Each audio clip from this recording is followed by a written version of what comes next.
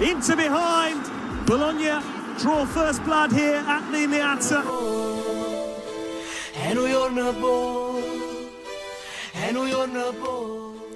A Coppa Italia semifinals with 4 teams that didn't finish in last season's top 4. That's what we're getting this year in the Coppa Italia. Today is the Calcio guys with Adreano and and the big return of Gianni Della Colli. Thank you. Feels good to be back. It's been a long time coming. I'm your host, Nicholas Di Giovanni. And so, Gianni, Yes. you had to miss the show for a variety of reasons, work, Yes. school, but you got to go to Disney. Yes. I mean, how was that?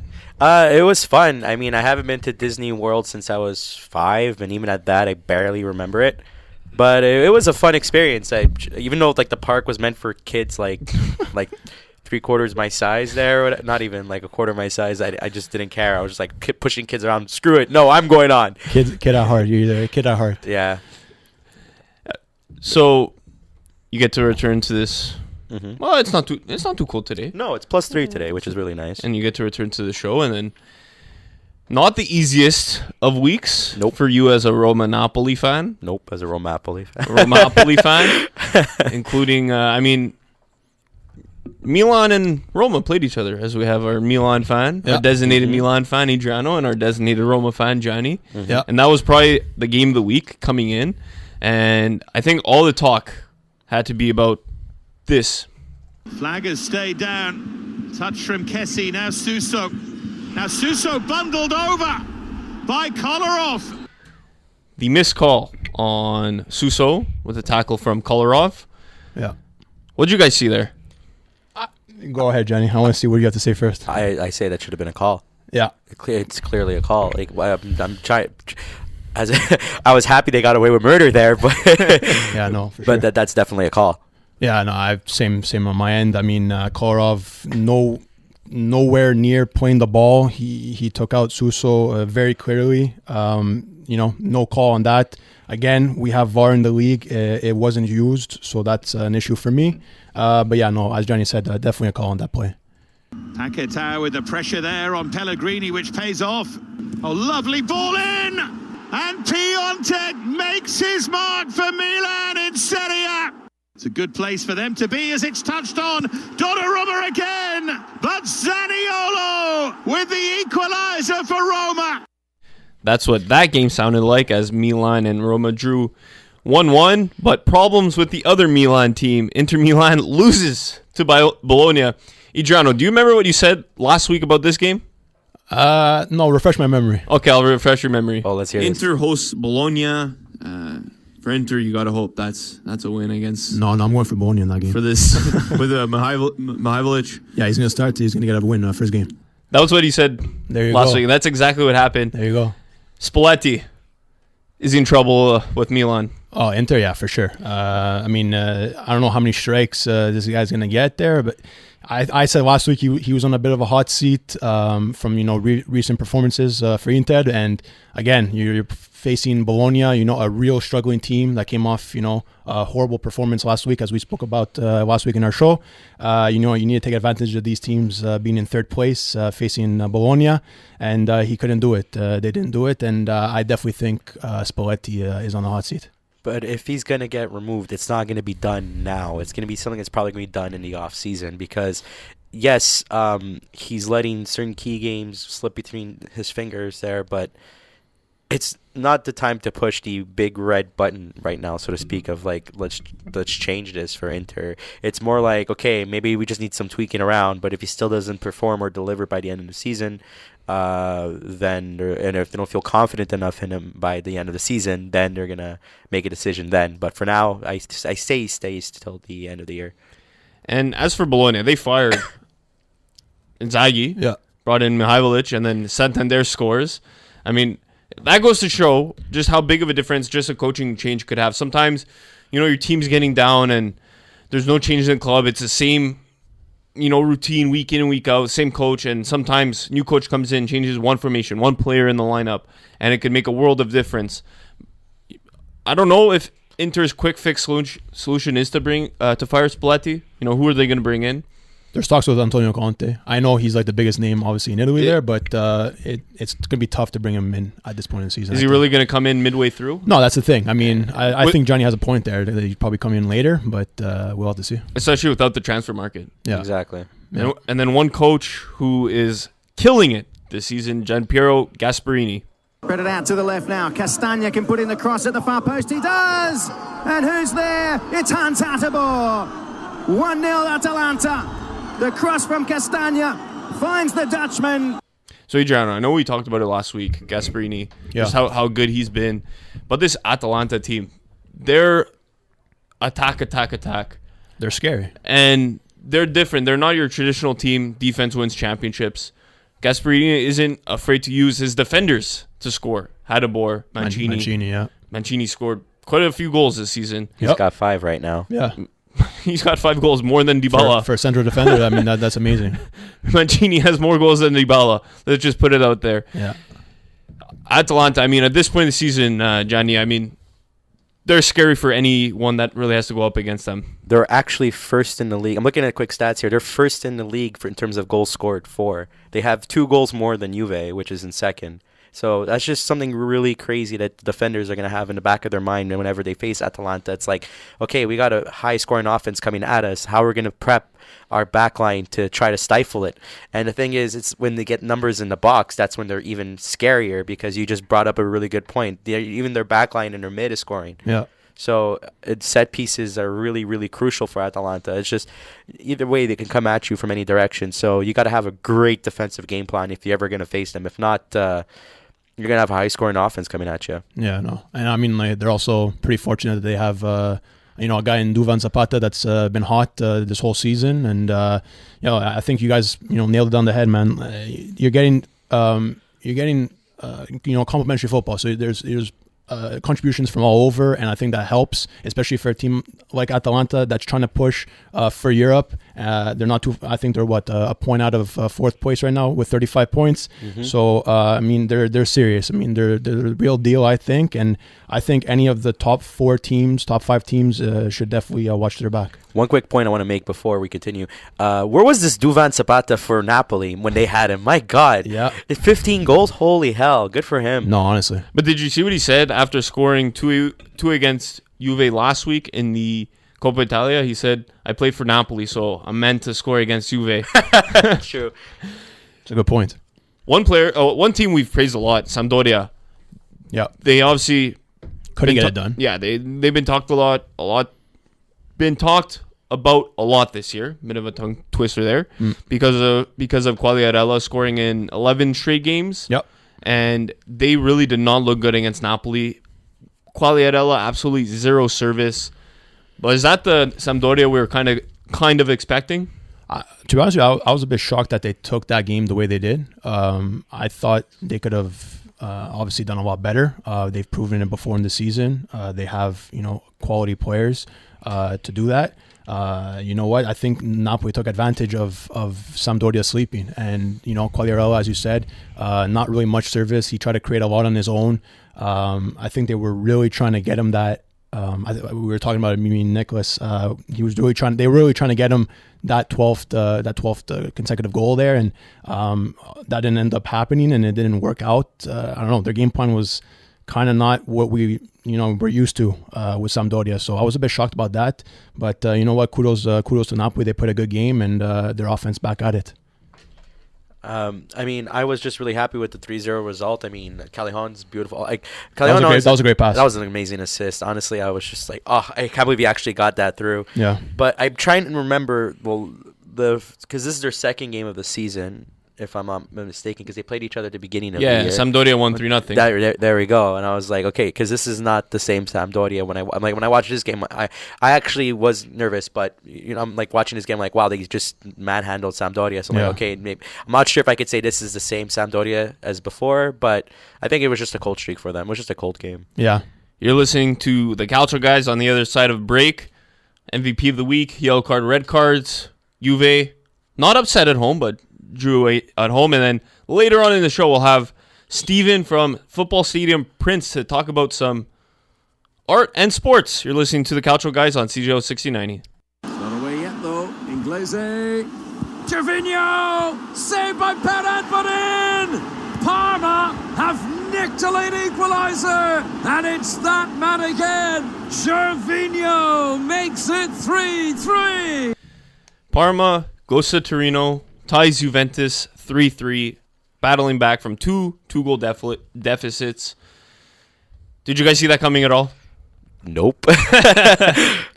I mean, I don't think anybody really saw it, that coming, but kudos to Parma. It's tough for Juventus because right now, Chiellini, Bonucci out with injuries. Bernardeschi, Costa out with injuries. They have zero depth at midfield. The only good places right now are their forwards with Mandzukic just returned. They obviously got Cristiano Ronaldo, who celebrates his 34th birthday today. But then you're bringing back Cáceres in favor of Benatia. And then you're playing De Sciglio pretty much in the center, who Gianni did play. But against Atalanta last week, De Sciglio played in the center. And, I mean, it has to be worrying for Juventus ahead of the Champions League match against Atletico, which is only in 2 weeks. So, I don't know. For me, I have to say that Allegri, this is going to be his time as a test. It's going to be a real test to show if he could handle the competition, the adversity they has to face with injuries. I never understood why they got rid of so much depth at the beginning of the season, selling Marchisio, selling Sturaro, now selling Benatia. You know, you got even Barzagli's hurt. Just doesn't make sense to me. Coppa Italia, down to the 4 teams who didn't make top 4 last year. Yep. Milan, Lazio, Fiorentina, Atalanta. Quickly, any early predictions before the semifinals? I mean, but are you guys surprised by who made it? Yes and no. Yeah, because when you look yes at and no. like, there's the only one team that really sticks out to me is really Atalanta, but in terms of surprise. But as we can see, like it's been a long time coming for them. It's not something that's been like out of nowhere. Yeah. But I was also surprised. Sorry to cut you off there. The 7-1 against Fiorentina Roma. I mean, as much as thanks for that reminder. I know. I'm sorry. I want to forget that. I'm sorry. But as much as like, go back home now. Yeah. I'm so sorry. But I mean, as much as like we know Fiorentina's attack is lethal, I honestly didn't expect 7 to go past. But we saw a typical Roma in that game. But that I'm a bit surprised. Yeah, that's just Di Francesco, just being Di Francesco. But early predictions, this is what just like quick thinking. I'm not putting much thought into it. I put Lazio over Milan and I put Fiorentina over Atalanta. Adriano, I think I think I know which side you're gonna pick on one side. Well, I'm gonna go Milan over Lazio, for sure. And on the other side, that's a tough call. I think it really is. Those are really 2 really good teams. I'm gonna go with a team that's I think a bit harder. I'm gonna go with Atalanta. So I'm gonna go Milan Atalanta final. For me, I actually predicted all 4 teams when we spoke last week. Yeah. I knew Atalanta was going to beat Juventus. Yeah, you did say that. Yeah. Atalanta is so good against Juventus for whatever reason. So I saw them going through. And Fiorentina's red hot. So it's going to be really good soccer. And it's so hard to predict both sides. It's 2 legs, so there's no home field advantage. Nope. I'm going to say Atalanta and Milan in the final.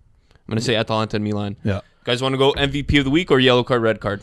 We can go with MVP. MVP first? Yeah. Start us off, Jenny. Yeah, all right, so take it away. So Adri over here is going to be happy that I chose his boy Donnarumma to be MVP of the week. 10 saves out of 11 in his respective game against Roma. So and they were very beautiful saves. So I think they speak for themselves. So that's why he gets MVP for me. You? Awesome. I'm going to have to go with another Milan boy. He's new in town. He goes by the name of Christoph Piontek. If you guys tuned in last week, I went bananas when he scored in the Coppa Italia against Napoli. This kid, he's just amazing. I mean, Milan really needed this. That Higuain saga was too much, for the Rossoneri. And this now, with Piontek coming in and producing right away, he has that killer instinct. He was back on the score sheet again over the weekend against Roma. The guy just can't stop scoring, and he's just lethal. So, I mean, this is a big boost for Milan. Milan's attack, Milan just in general. I hope this can continue, and I hope he can continue scoring. So, for me, this week, I'm going to have to give it to Piontek. For me, I'm going to actually go with Gervinho. Scored 2 goals in Torino. 3 goals in 2 games against Juventus on 3 shots this season. That's remarkable. He just gives so many headaches to the Juventus backline. And both goals, I mean, it wasn't his classic burst of pace that we see from Gervinho. First one was a cheeky side heel, back heel, however you want to call it. Right place, right time, I think. Right place. It took some skill. Yeah, no, but he was in the right place. Yeah, and then the second one so many mistakes from everybody on Juventus. Mandzukic with the bad pass, bad defending, bad save attempt by Pirin. Gervinho comes away with the goal. I wouldn't call it a deserving result for Juventus, but the way they played... Well, they're lucky then. Yeah. That's the thing. They're lucky they got that with a point. Yeah, well, no. They did the way they played at the end of the game. If it wasn't for Ronaldo's 2 goals, I mean, they dominated about 75 minutes of it, and then they just let their foot off the gas and let Parma get back in it. There's 90 minutes in the soccer game. That's why. Yeah, that was their problem. Yeah. You want to go yellow card, red card? Gianni, you want to start it off? So yellow card's going to have to go to Inter's offense in general. Yes. They're too good of an offensive team to not score any goals, especially against Bologna. And my red card is going to go to Eusebio Di Francesco because Di Francesco out, please. Yeah, now? No, just right now. Now I've we wait. We wait, but still, I've thrown the towel on him. It's at the beginning of the season, I gave him benefit of a doubt. I'm like, okay, maybe it's just an adjustment. You know, like he has been with the team for a bit of time, but not too long. You know, he has a history with the club. Blah blah blah. Yeah. You know, okay, maybe it's just a new roster, but nope. I can't. I run out of excuses or saving graces for him. I'm tired of the inconsistency. So that's fair. Yellow again. Yellow to Inter. This is definitely going to be another yellow. And then the red to Di Francesco. Yeah. And it's a red card. Adriano, your turn. Are you giving both cards? Yeah. Yeah.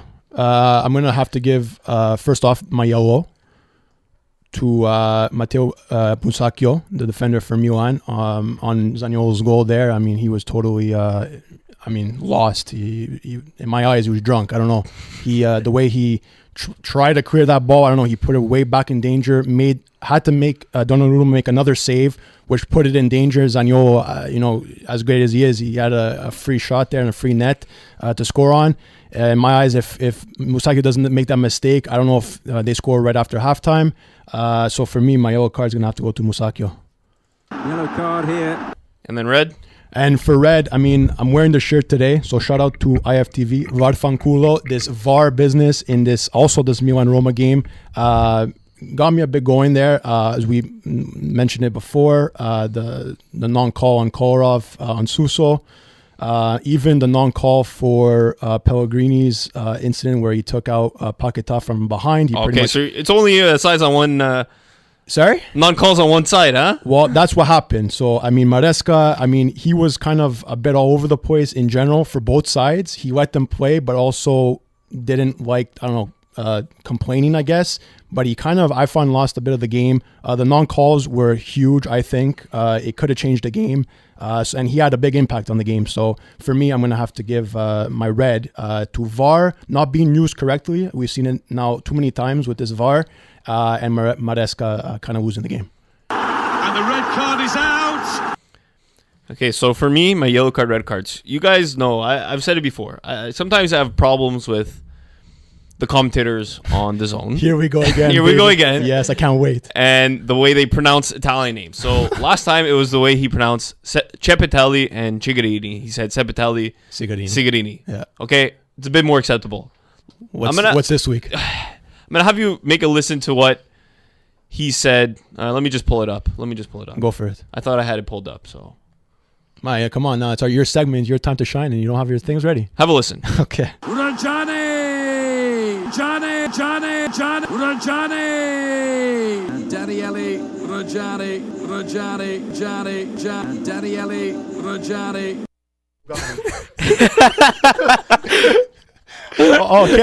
Adrian was trying so hard to figure who is this person that he's trying to say. Oh my god, he's trying so hard. When you said butcher, I didn't realize that. I have only finally got it as soon as we came back. It was Rugani. That wasn't a butcher. That was a massacre. Oh my god, I'm sorry. You were seriously confused as to who it was. I honest to God, he said it so quick, and I honestly didn't catch. No, he didn't say it properly. Yeah, he said Daniele Ruggiani. Ruggiani. I didn't get it. Where does he get the ja from? There's no I between the G and the A. Yeah. Bro, I don't know, bro. No, but seriously. You didn't go to Italian school on Sunday. No, but seriously, if this guy's getting assigned to do Italian Soccer League on the zone. It's not that hard to say Rugani. Yeah. No, It's not that hard. I don't know any language that takes the G and the A and goes G. Give me a word in English. Johnny, you're the English major here. Yeah. Find me a word that takes a G and an A and goes G in English. Exactly. It's always a hard G, just like in Italian. Yeah. So why is he saying Rugani? Rugani. He said this. I remember watching Champions League. He was doing a Champions League game, Juventus versus Young Boys. He said this. Did nobody correct him? No. So clearly not. That's a huge yellow card for me. I'm not a fan of that butchering. It's not that hard to learn how to pronounce. Like how I'm to going pronounce through, a name. A list of words in my head. I'm like, no, there's garbage. No, it's not garbage. Garbage. No, you're right. You're right. So yellow card to that commentator. Yellow card here. And then for my red card, I think you're gonna like this one, Gianni. Marek Hamšík, he leaves Napoli, and then Aurelio De Laurentiis. He said he's going to China for the money. This is a guy who's been with Napoli since third division, Serie C, and you're ripping on him. Like, come on, Aurelio. Yeah. This is your guy, and then. But this is a guy who would yell at the fans, "Sono io, il vostro Cavani." So can we really expect much from this kind of guy? I was going to say that. He's an idiot. We all know he's an idiot. But the thing is, it's like he's an idiot that knows how to use his money. So that's why he gets the benefit of a doubt. And he's brought Napoli to where they are. And it's like you have to take the good with the bad with De Laurentiis. But he's an idiot. This is a guy who gave you 12 years of his career for your club, scored 121 goals for your club, holds the record for most appearances, and you're going to do him dirty like that? Yeah. Like, no, you respect his decision. If the guy wants to go to another team for a new challenge, accept it. They should have like a guard of honor or something. Exactly. To respect him. And Hamšík's a player I like. It's sad to see him leave the Serie A. So it hurts. He's going to go to China, probably make another career, have a good stay in China, but I mean his best years were with Napoli from third division up until Champions League. So that's a red card for De Laurentiis. This is going to be a red card, and is that going to change the course of the game? So coming up after our short break, we're going to have special guest Stephen Stewart from Football Stadium Prince calling all the way from Scotland to talk about some art and sports, some stadium designs that he's done, and a really cool story on his part. You're listening to the Calcio Guys on CJO 1690.